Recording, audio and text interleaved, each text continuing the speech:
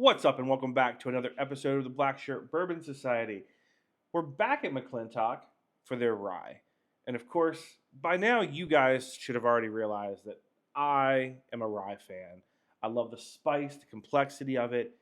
It's just what I like to drink over ice in a cocktail. Anyway, to be honest. Oh, on a turkey sandwich with a rye mustard. Shout out to Food by Fire for that one. So good last weekend. But Maryland rye was a quintessential beverage pre-prohibition in the colonial days, and I've read that rye came to the area because it was a easy harvest. It also intermixed with the tobacco fields, creating a better tobacco product on those years where they'd swap. You could also make beer and bread with it, so it was an easy crop for the settlers to use.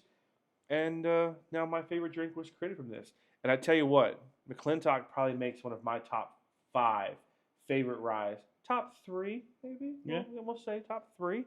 And so I'm super excited to try their Bottled and Bond. Their Bootjack is phenomenal. But enough talking. Let's get drinking.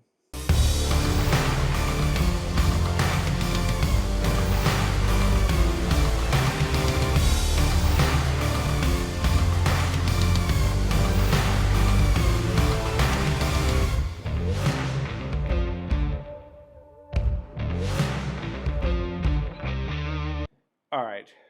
So I'm not even going to say anything because there's nothing more that needs to be said than I love rye. So, Chad, give us your taste. So we're going to start off with that Bootjack Rye.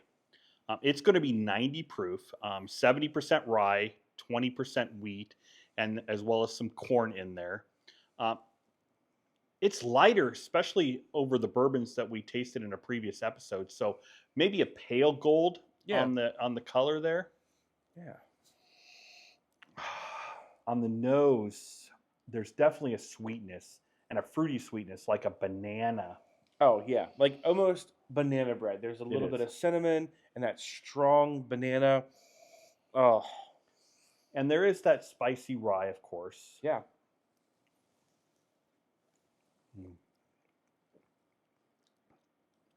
Now on the palate, I get a little bit of dark cherry there.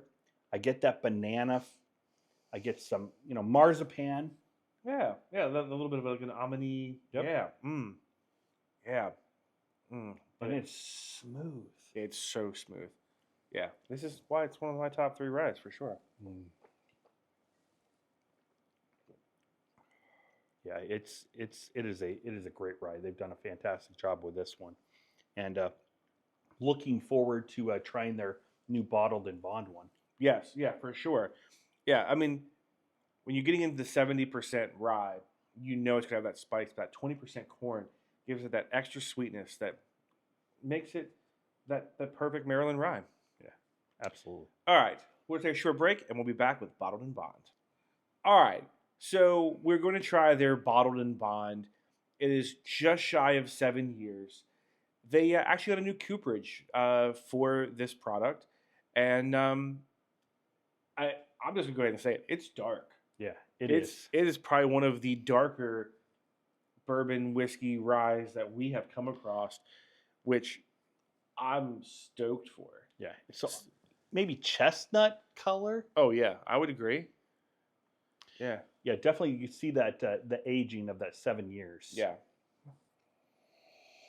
Oh, it is sweetness, but also some spice there. Maybe a little bit of clove. Yeah.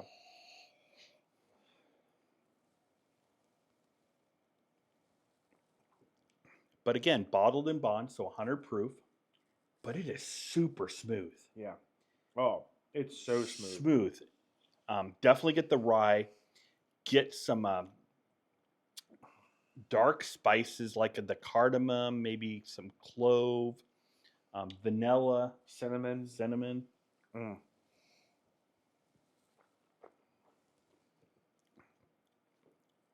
But for 100 proof as well as rye, I mean, it is just absolutely super smooth. Yeah.